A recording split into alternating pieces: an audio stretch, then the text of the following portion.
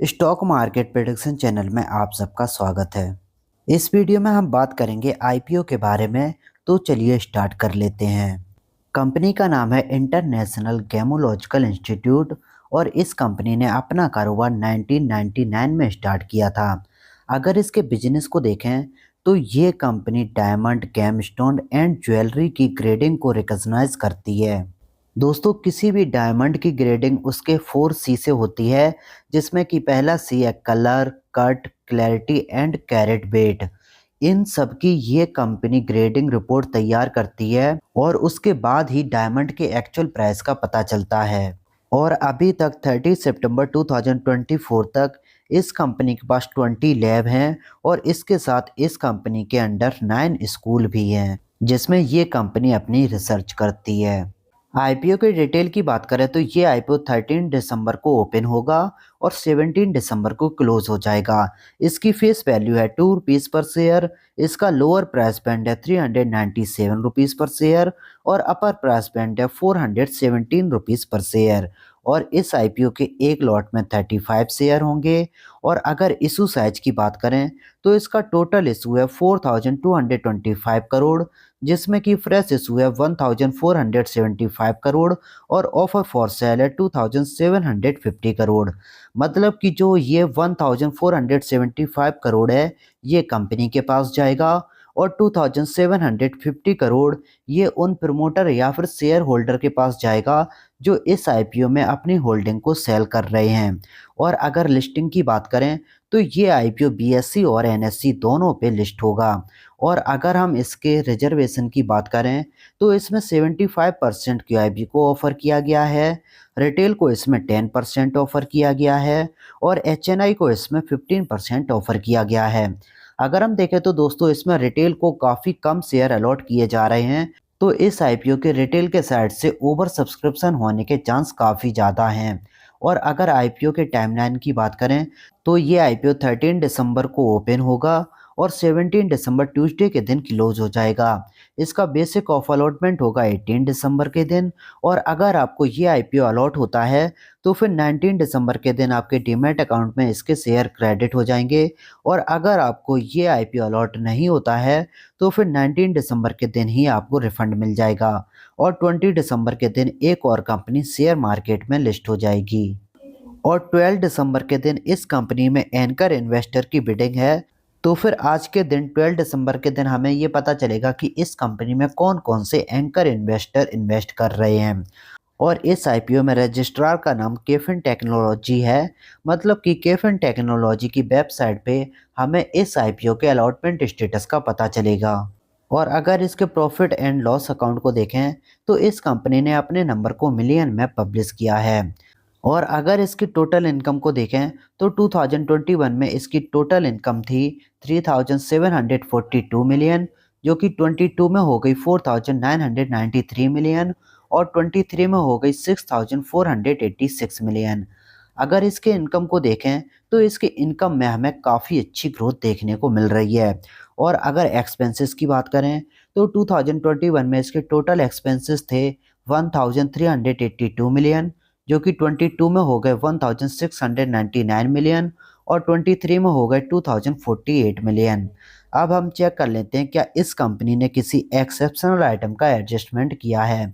तो हमें यहाँ पे देखने को मिल रहा है कि इस कंपनी ने किसी भी एक्सेप्शनल आइटम का एडजस्टमेंट नहीं किया है। तो अब हम आ जाते हैं इसके फाइनल प्रॉफिट पे। 2021 में इस कंपनी का फाइनल प्रॉफिट था 1715 मिलियन, जो कि 22 में हो गया 2417 मिलियन और 23 में हो गया 3247 मिलियन। अगर इसके प्रॉफिट को देखें तो फिर दोस्तों इसके प्रॉफिट में भी काफ़ी अच्छी ग्रोथ देखने को मिल रही है। और अगर लास्ट 9 मंथ की बात करें तो इसकी टोटल इनकम है 6194 मिलियन और इसके एक्सपेंसेस हैं 1798 मिलियन और इसके लास्ट 9 मंथ के प्रॉफिट हैं 3260 मिलियन। अगर हम देखें तो इसके लास्ट 9th मंथ में भी काफ़ी अच्छे सेल्स और प्रॉफिट आए हैं। और अगर इसके रेवेन्यू को देखें तो दोस्तों इस कंपनी का सबसे ज़्यादा रेवेन्यू गुजरात और महाराष्ट्र स्टेट से आता है। अगर हम देखें तो 2021 में गुजरात से इसका रेवेन्यू 32% आया था, जो कि 23 में 45.9% आया है। और महाराष्ट्र से 2021 में इसका रेवेन्यू 54% आया था, जो कि 2023 में 43% आया है। और इसके अलावा रेस्ट ऑफ इंडिया से इसका रेवेन्यू 2023 में मात्र 10% आया है। और अगर इसके टॉप 10 कस्टमर को देखें तो दोस्तों 2021 में इसके टॉप 10 कस्टमर से इसका रेवेन्यू 23% आया था, जो कि 22 में 33.94% हो गया और 23 में 40.69% हो गया है। अगर हम देखें तो इस कंपनी की डिपेंडेंसी इसके टॉप 10 कस्टमर पे काफ़ी ज़्यादा देखने को मिल रही है। और अगर हम इसके लिस्टेड पीयर्स की बात करें तो दोस्तों इस बिजनेस में एंट्री बैरियर काफ़ी हाई है और इस बिजनेस में इसका कोई भी कंपटीटर मार्केट में अवेलेबल नहीं है। और अगर हम लिस्टेड पीयर्स के अलावा देखें तो दोस्तों इस कंपनी का कंपटीटर पूरे इंडिया में कोई नहीं है। मतलब कि ये एक अकेली ऐसी कंपनी है जो इस बिजनेस में काम करती है।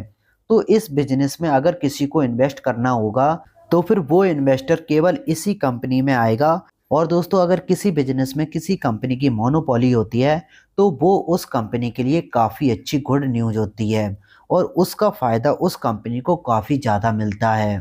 और अगर आईपीओ के ऑब्जेक्टिव की बात करें कि ये कंपनी आईपीओ किस लिए लेके आ रही है, तो इसका पहला ऑब्जेक्टिव है कि ये कंपनी बेल्जियम और नीदरलैंड ग्रुप को एक्वायर करना चाहती है और इसके अलावा है जनरल कॉरपोरेट पर्पस। दोस्तों अभी हमने इस कंपनी के बिजनेस को देखा, इसके बिजनेस में हमें काफ़ी अच्छी ग्रोथ देखने को मिल रही है। और दोस्तों इस बिजनेस में इसके अलावा कोई भी दूसरी कंपनी नहीं है। इस कंपनी की इस बिजनेस में मोनोपोली है, तो ये भी इस कंपनी के लिए काफ़ी अच्छी न्यूज़ है। और इससे इस कंपनी के फ्यूचर पे कोई भी ज़्यादा इफेक्ट देखने को नहीं मिलेगा और फ्यूचर में भी इस कंपनी में काफ़ी अच्छी ग्रोथ देखने को मिलेगी। तो फिर अगर आप इस कंपनी को लॉन्ग टर्म के लिए कंसीडर कर रहे हो तो आप इस आईपीओ में लॉन्ग टर्म के लिए अप्लाई कर सकते हो। और अगर शॉर्ट टर्म की बात करें तो पहले हम इस कंपनी का ग्रे मार्केट प्रीमियम चेक कर लेते हैं और देखते हैं कि ये कंपनी हमें कितना लिस्टिंग गेन दे सकती है। इस आईपीओ का ग्रे मार्केट प्रीमियम अभी चल रहा है 85 रुपीज़, जो कि कल की डेट में था 131 रुपीज़। अगर हम देखें तो इसका ग्रे मार्केट प्रीमियम कल की डेट से काफ़ी ज़्यादा डाउन हो गया है, फिर भी इसका ग्रे मार्केट प्रीमियम काफ़ी हेल्दी देखने को मिल रहा है। और ये आईपीओ अभी के ग्रे मार्केट प्रीमियम से लगभग 20% के लिस्टिंग गेन दे सकती है। तो दोस्तों आप इस आईपीओ में शॉर्ट टर्म के लिए भी अप्लाई कर सकते हो और लॉन्ग टर्म में तो ये कंपनी काफ़ी अच्छी है। दोस्तों अगर वीडियो अच्छा लगा तो please like the video and subscribe the channel. इस वीडियो में इतना ही, मिलते हैं अपने नेक्स्ट वीडियो में।